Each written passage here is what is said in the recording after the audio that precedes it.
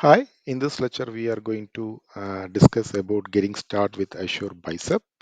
So we are going to learn what is Bicep and when is Bicep the right tool and when is Bicep not the right tool, and we'll be installing the Bicep tools, and we'll be creating a Bicep file with Visual Studio Code and deploying that into the Azure.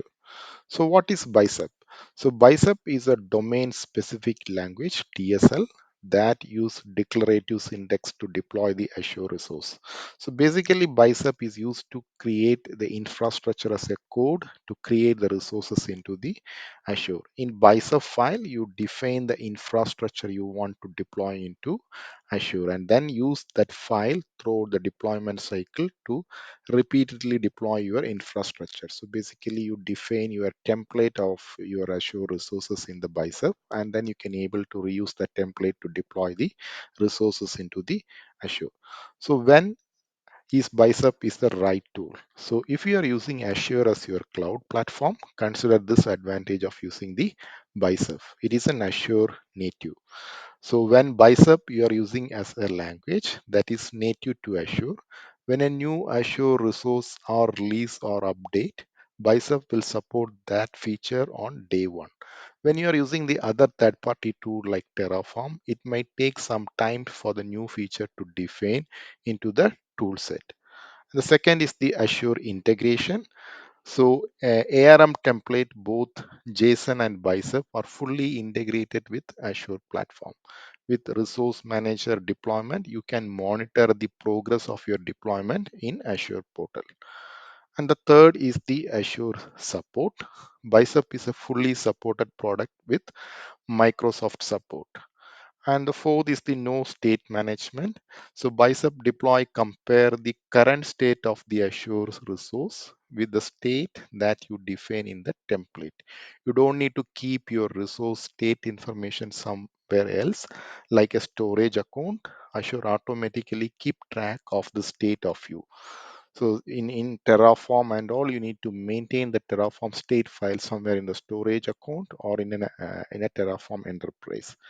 And easy translation from JSON. So if you already using an ARM JSON template or you declarative template language, it is a difficult process to translate using Bicep. You can use the Bicep CLI to decompile any ARM template into a Bicep template by using the Bicep decompile command. So now let's see when is the Bicep is not a right tool. So some situations might call for another toolset. Consider the following reasons not to use the Bicep. So existing toolsets, when you are determining when to use Bicep, the first question to ask, does my organization already have a toolset in use? Many toolsets options are available that can be used for the infrastructure as a code like Terraform, and ARM template. So sometimes it makes sense to use the existing financial and knowledge investments when you consider adapting a new process. And the second is the multi-cloud. So if your organization using multi-cloud provider to host its infrastructure, Bicep might not be the right tool. Other cloud provider does not support Bicep as a template language.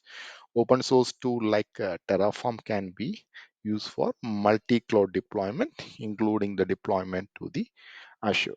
So now let's compare the file of Bicep and a JSON. So in this example, we are using a SQL server and a database that use the Bicep. If you see that Bicep, the size of the file is half about the ARM template. So that's an advantage of going with a Bicep file. Now let's go into the our Visual Studio Code and see how we can able to install the Bicep tool. I am here in the Visual Studio Code.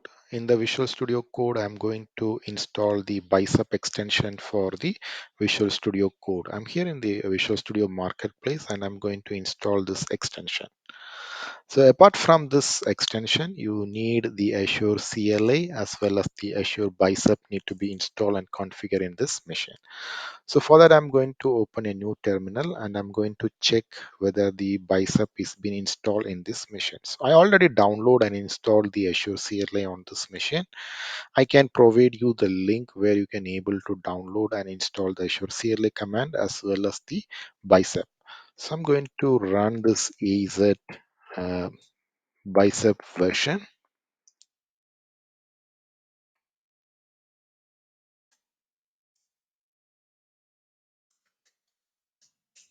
So you can check, see that Bicep is not a recognized command here. So that means actually Bicep is not yet been installed into this machine. Or you can use the AZ Bicep version.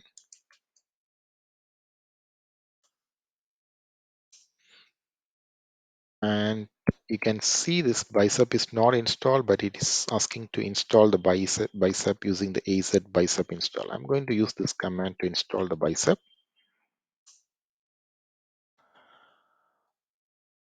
So it's taking a while to install the Bicep. I will pause this video and come back once the installation has been succeeded.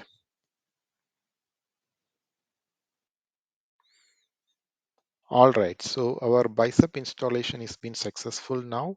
So I need to close and reopen this Visual Studio Code to reflect the changes into the Visual Studio Code.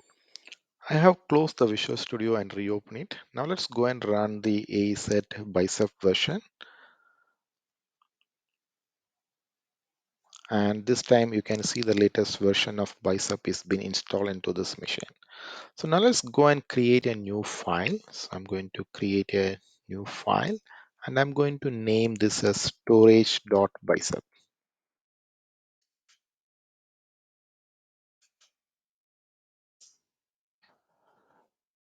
So, and I'm going to paste a sample code here.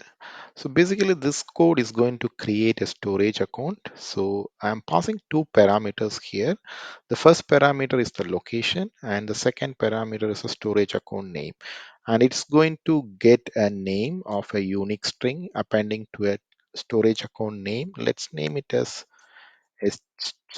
uh, so let's name it as tech feed and a unique character of the resource group ID. And this is a syntax for creating the storage account. They start with the resource and the resource name as storage account. And you can see this type, the Microsoft.storage and storage account. At the end, it is the API version it is going to use. And it is basically passing all these parameters like name, location, SKU, and kind and property.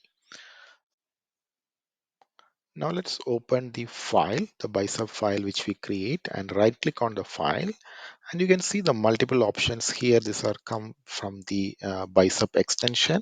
So once you install the bicep extension, you can able to see this option. So I'm going to see the open bicep visualization. So this is going to visualize what all the resources going to be created as part of this bicep. And then you have the option for to deploy this bicep file. So when I click on the deploy bicep file, if you see here, for that I need the Azure account extension need to be installed. So this is basically going to authenticate your Azure subscription to from the Visual Studio Code. So I'm going to install the Azure account as well. So Azure account is being set up and I have signed in to the Azure portal using that Azure account.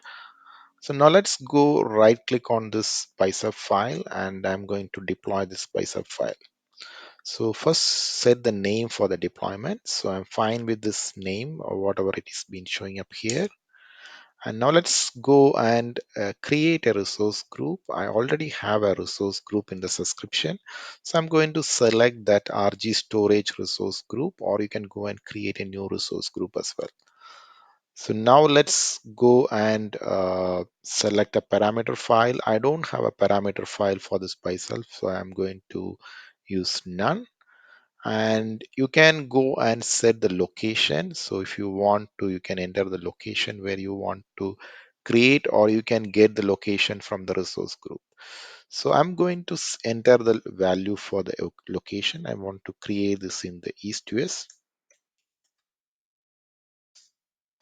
and this is my storage account name. So the storage account name, what I name is as a techfeed 23 random number over here, and click on enter. So and it's asking you want to create a parameter files. For the time being, I don't want to create any parameter file. So now let's wait for this resource need to be created in the portal, and I can see this resource is been created successfully, and it's providing the URL to check the resource in the portal. Let's copy this URL and check in the portal. So I'm here in the Azure portal. If I go into the RG storage account, I can see this storage account, the tech feed 2344 is been created successfully on here. So that's all about this lecture. Hope you enjoy watching.